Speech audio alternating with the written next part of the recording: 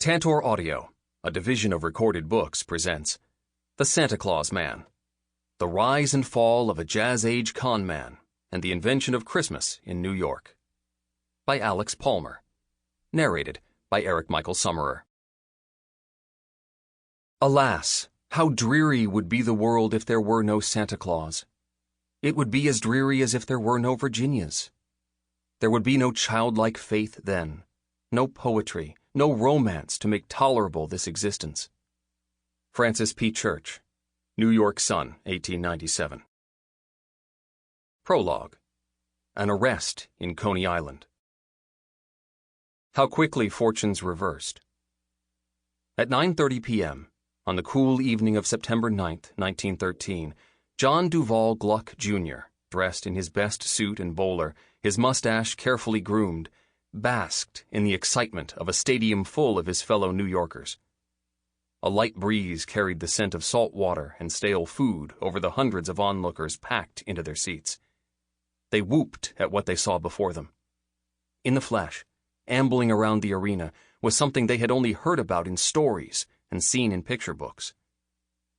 But just moments after this marvelous spectacle appeared, delighting and thrilling the audience, it all came crashing down.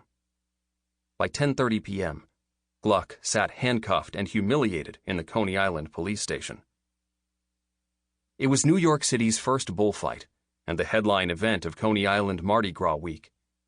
George Tillieu, creator of the beloved Steeplechase Park, took a chance and hired the untested Gluck to publicize it. Though a novice publicity man, the 35-year-old Gluck proved adept at sparking interest. By taking out newspaper ads alongside those for Broadway shows, promising 3 ferocious bulls each performance, and talking up the showdown to his press contacts, Gluck elevated the bullfight into one of the most talked-about draws of the festival. Running 2 times each day, almost all of the tickets had been sold by the time the Bacchanal began. Although it remained true to the spirit of the more familiar Louisiana festival, Coney Island's Mardi Gras was held not before Lent, but after Labor Day, marking the end of summer days spent lying on the beach and eating hot dogs on Surf Avenue. Gluck hoped this new gig might give him a fresh start. He'd followed his father into the family business at age 24 and dedicated himself to customs work as vice president and then president of the customs brokerage firm John D. Gluck & Son. But a decade on, he yearned for escape. He'd spent his entire adult life immersed in the nuances of importing and exporting, excise tax and tariffs. Now he wanted his hours to go to something more meaningful. At such an exhilarating time, it seemed a shame to just watch the thrills of New York City from the outside, like the poor children he often saw on the sidewalk, faces pressed against the windows of Gotham's proliferating shops, lobster palaces, and hotel lobbies. Gluck wanted inside. He possessed a natural gift for storytelling, and had accumulated plenty of business associates from his brokerage work, so he decided to try his hand at publicity. His well-connected friend, the restaurateur Paul Henkel, connected Gluck with the Mardi Gras opportunity. Henkel sold tickets to the event from his newly opened steakhouse, helping bring in business as he supported his friend's efforts to move into a new line of work. But now the day had finally arrived. Gluck joined the delighted crowd as New York's 11th annual Mardi Gras launched in the large ballroom of Luna Park with the crowning of the festival's king and queen, tubby silent film star John Bunny and actress Lillian Walker. They led a great parade atop their royal float, covered in garlands and incandescent bulbs, marching from Ocean Parkway and Neptune Avenue all the way to West 22nd Street. Behind them traveled floats representing far-flung countries, while costumed mummers and brass bands rounded out the procession. Bringing in the rear was the Coney Island float, a giant electric-lighted lobster ridden by a bevy of young beauties. Gluck could barely make out the floats through the blizzard of confetti and paper streamers. For Gluck and the other spectators, the dancing crowds and colors seemed like a kaleidoscopic dream. Among the audience that evening, Italian-born painter Joseph Stella described the hectic mood, the surging crowd, and the revolving machines generating for the first time not anguish and pain, but violent, dangerous pleasures. The swirling lights and colossal rides he saw that night inspired his first masterpiece, the hallucinogenic oil painting Battle of Lights, Coney Island, Mardi Gras. Coney was a place where New Yorkers could forget everyday obligations and social codes, cuddling in the barrel of love and laughing as clowns zapped men with electric stingers and hidden air jets blew up girls' skirts in the Blowhole Theater. One of the most popular attractions was a booth with fake china dishes that customers paid to destroy. "If you can't break up your own home, break up ours," read the sign. And at Mardi Gras, Coney Island got wilder than usual. The crowd was especially lively thanks to acting Mayor Adolph Klein's decision to provide 25 all-night licenses to local cafes and hotels, supplying drinks to all who wanted them, as late or early as they liked.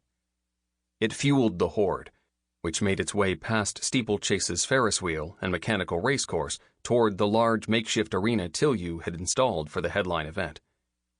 The shop girls, newsboys, and other revelers, who had each paid 50 cents to as much as $5 per ticket, filled the seats overlooking an emptied swim tank, its water replaced by a foot of sand.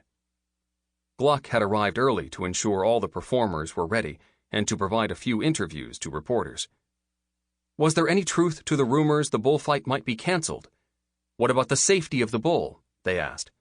Absolutely no truth to it, Gluck assured them, and there is no reason to worry about the safety of the bull, or the matador for that matter. As he had explained many times already, this would be a bloodless bullfight, a demonstration, not a violent confrontation. He could barely hide his annoyance and urged the reporters to stop speaking with the meddling Humane Society folks, who had been ginning up protests about the event the past week. Just watch the show for yourself, he urged. As the crowd of 700 settled, Gluck found a place on the sideline with a view of the action. He lit a cigarette to dissipate some of his nervous excitement as his watch struck 9:30. He would show these skeptics. A thick, muscular man strolled into the arena, wearing colorful traje de luces, complete with wide-brimmed hat, short jacket, and snug tights. The clothing, aided by the lightness of his smooth movements, gave him a deceptively slender appearance.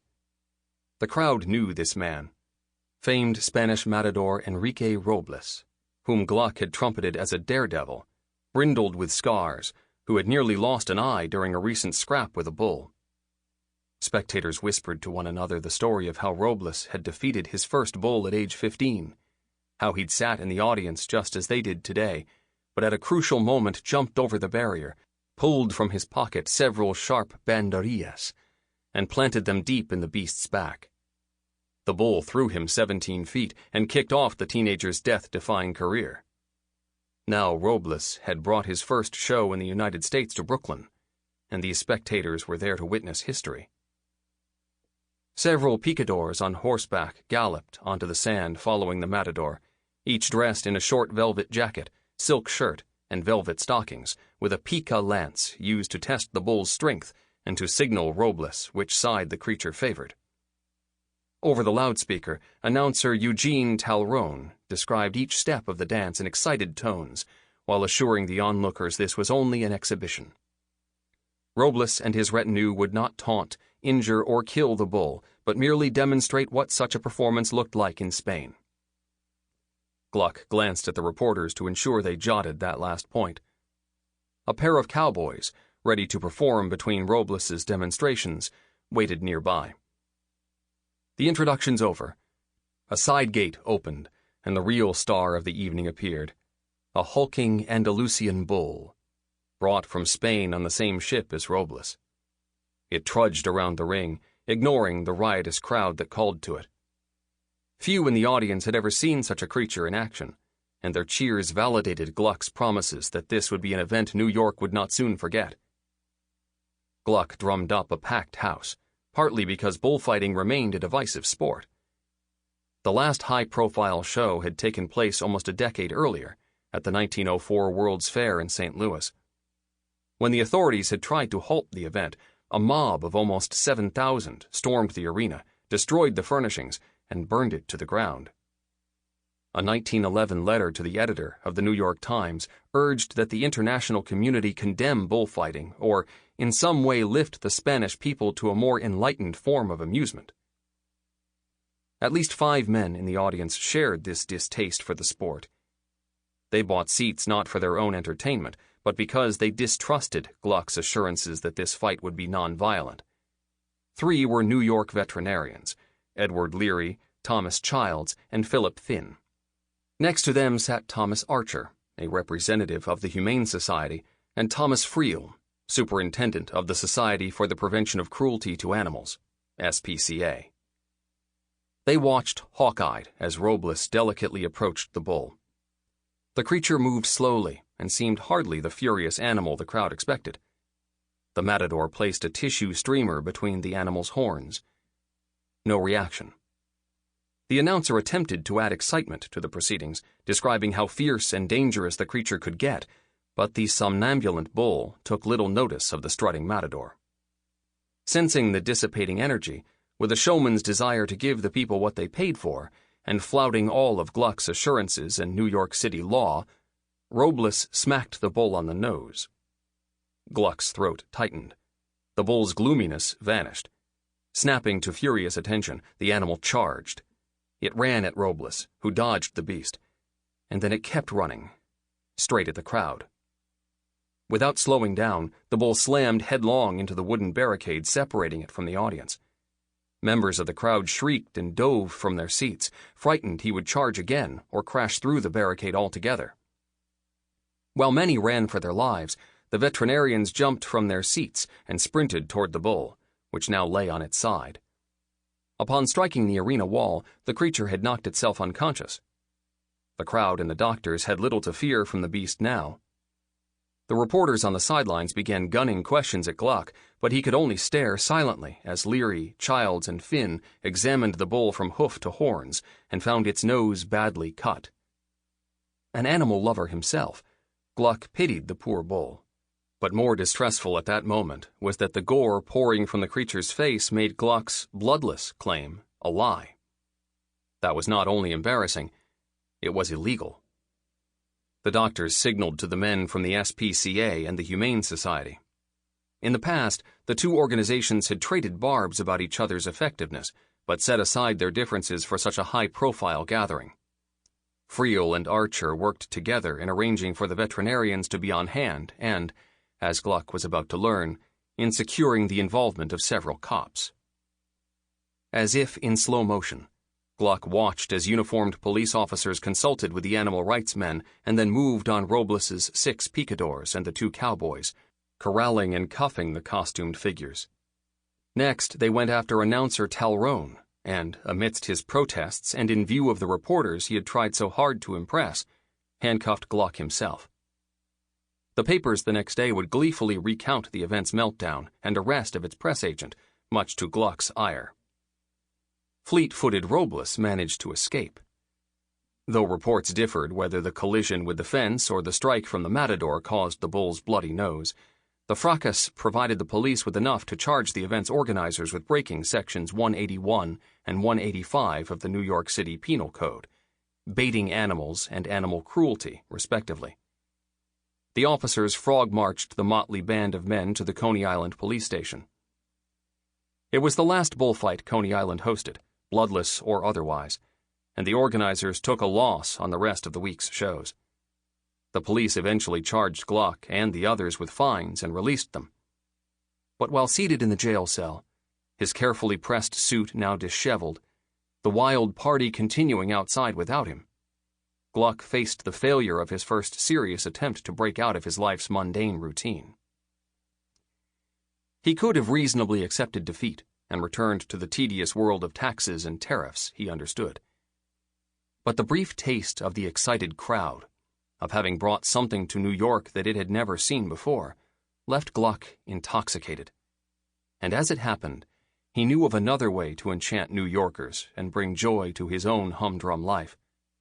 He had been toying with an idea for a couple of years after reading about a change in post office department policy, and a need that it produced for a creative individual to step forward. It began as a frivolous thought. But as the months passed, Gluck grew convinced that he alone qualified for the assignment. It required a playful imagination, but also an instinct for efficiency, a knack for attracting attention, but for causes worthier than base entertainment, plenty of business connections, and the ambition to make new ones. On all counts, Gluck felt certain he fit the bill. That's it, Gluck decided. This Christmas, he would bring Santa Claus to New York City. Part 1. Chapter 1. The Adventurers Club. Santa has a new scheme. He has appointed a personal representative to take charge of his New York children, to learn their heart's desires, and to make their wishes come true. The Evening Telegram. The postman charged with delivering Santa's first batch of mail pushed through a difficult shift. In addition to his usual heavy load, he struggled with hundreds of additional letters as he trudged east from the General Post Office on 33rd Street and 8th Avenue. Somehow he made room for these in an already cramped canvas bag. The grind of automobile motors mingled with the clopping of horse hooves, hollers of newsboys, and chugging of the 6th Avenue elevated train as it left the 33rd Street station. But more than the city noise and extra weight, the postman fought the wretched weather, especially the wind, as he strove to get this pack of wishes to its rightful recipient. This was no ordinary breeze. Off the southern tip of Manhattan, the gusts of December 8, 1913, kept Mayor-elect John Purray Mitchell from returning to his city. After a 3-week vacation through the sunny climes of Jamaica, Panama, and Costa Rica, the 34-year-old boy mayor and his fellow passengers aboard the liner Tenedores found themselves stuck at the New York quarantine station on Staten Island. It would be 2 hours of waiting for the weather to calm before the group at last got approval to continue on to the East River Pier to disembark. Near the island's western tip, the gales shook the dilapidated Washington market, where merchants hawked their fruits and meats and attempted to keep their stalls from blowing out from under them. Towering above the cellars was the brand-new Woolworth building's neo-Gothic facade and exemplary structure, able to withstand wind pressure as high as 250 miles per hour, with a lightning deflection system on its spire. It seemed to mock the rickety 100-year-old market below. The winds rushed so fast that a young woman, rounding the corner across from Madison Square Park, where city officials prepared Gotham's second annual Christmas tree lighting, was thrown into the path of a westbound automobile. The chauffeur behind the wheel stopped his car and rushed to her side against the battering breeze. He proved of little assistance, fainting upon seeing the woman's bloodied face. A doctor nearby proved steelier and sent the young woman away in an ambulance before reviving the overwhelmed driver. Excluding the girl's fractured jaw and chauffeur's wounded pride, both would fully recover by the time Madison Square Park's Tree of Light lit up on Christmas Eve. 11 blocks north of the averted tragedy, the wind blew against Macy's Herald Square storefront, rattling the windows of the new 5th-floor Toyland. In the toasty interior, a man dressed in the red fur robe and cotton-white beard of Santa Claus greeted children in front of a thatched cottage made up like his home. For 51 years, Macy's had brought the jolly character into its stores and helped inspire every other department store chain to do the same. But this year, surrounded by thousands of toys, wooden swing horses, magic lanterns, doll carriages, and ducks on wheels, Santa presided over his most opulent Christmas yet. The postman trudged not to Toyland, but a block north of it and a few doors east. When he arrived, windswept and soaking wet, at St. Nick's headquarters at 58 West 36th Street, he felt grateful for 2 reasons. For one, he was unloading more than 500 letters of his cargo and lightening his bag for the rest of the day's rounds. But it also allowed him, for at least a moment, to indulge in the hospitable surroundings of Paul Henkel's chop house. The hearty scents of steak, roasting lamb, and whiskey, along with the ever-present undercurrent of tobacco smoke, beguiled the postman's nose as he took in the cozy scene. The restaurant, all dark wood and leather, sat at the center of the Herald Square Theater District, steps from the Garrick Theater's back entrance. Paul Henkel, the restaurant's proprietor and namesake, was a gregarious, industrious man, respected in the New York dining scene. "Paul Henkel knows everybody worthwhile in New York," read one of his print ads, and he likely did. The postman would of course know Henkel from his daily deliveries to the restaurant, though probably not from having enjoyed a meal there, a pleasure too pricey for someone on his postman's salary. No, Henkel's Cafe, another name by which it was known, played host to characters like the Adventurers Club, which held monthly meetings at the restaurant for well-heeled members to tell stories of escapes from South African cannibals and the daring apprehension of jewel thieves. At a recent gathering, the host even read a letter from that most famous of New York City adventurers, Theodore Roosevelt. "I claim to be a little of an adventurer myself, in the proper sense of the term, that is, in the sense of a willingness to run risks and incur hardships for an adequate cause. I am sorry that all I can do is to wish you a most pleasant dinner." Santa's mailman, incurring his share of hardships, no doubt looked forward to ending this day's adventure. He passed through Henkel's front dining room, up a set of stairs, and into a back office where he encountered a burst of activity and cacophony of laughter, rustling papers and typewriter keys. Wooden chairs were scattered throughout the room, papers covered the tables, and framed photographs filled the walls. A couple of men hauled a desk into the already rather full space, trying to find somewhere to cram another surface. At the sight of the postman, the sharply dressed crowd moving about the room cheered. One man in particular seemed very happy to see him. Stepping forward in a brown three-piece suit, with stiff collar and tie, and a hand outstretched, the fellow wore a wide smile, accented by his well-maintained mustache. He shook the postman's hand and introduced himself, John Duval Gluck, Jr., the founder and president of the Santa Claus Association, and, as of that day, the one man in New York City authorized to receive Santa's mail. As he helped the postman deposit the letters on a wooden desk in the corner, Gluck's ebullient energy seemed to fill the small room. While his balding head, short stature, and suit gave him little resemblance to the mythical saint, his twinkling eyes and easy laugh certainly fit the character. Gluck, all chattiness and charm, cracked a joke to help the postman appreciate both the humor and the significance of the mail drop he just made. They had been waiting for him. With his big delivery complete, the postman left Santa's warm, crowded workshop. Now it was up to Gluck to do something about this pile of North Pole mail. Even with the letters in front of him, disbelief must have passed over the man the papers would soon be calling Santa's secretary. Gluck had asked for them less than a week earlier, the sting of his Coney Island arrest still aching, and learned within 3 days that his request would be granted. The morning had been spent rushing to prepare the office for the letter's arrival, addressing envelopes and setting up workstations. Now, as if by magic, Santa's mailbag had actually arrived. Where to even begin? He picked up one of the envelopes, tore it open, and read aloud to the others, the child's ungrammatical words taking on an odd weightiness in Gluck's baritone voice. "My dear Santa, I am 7 year, have 2 sitter and brother. Mother said you will not call to our house, as she has no money, but try and come. Margie is sending a letter too. She can't write good, by try and give me skates and a cowboy suit and Margie a doll. Edward Lennon." Its return address was Amsterdam Avenue at 141st Street. That was Washington Heights, a scrappy neighborhood of Italian and Irish immigrants.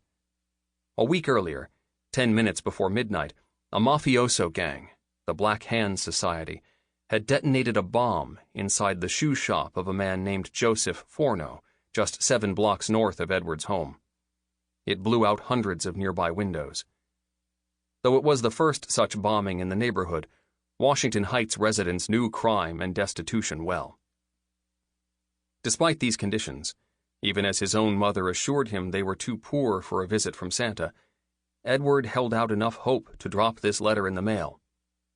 In an earlier year, Edward's mother would have been proven right by Christmas Day. The boy's scribbled expression of faith in the face of hardship would have ended up where it always had, the city's dead letter office, where it would soon be destroyed along with any envelopes lacking a legitimate address. But this year, the postman had Santa's address. This year, because of Gluck, Edward would hear back from Santa. Gluck lit a cigarette and pulled another letter from the pile, reading it aloud. Dear Santa Claus, I am a little girl, 11 years old. I have 1 little brother and 3 little sisters beside myself. My papa is sick with rheumatism and cannot work.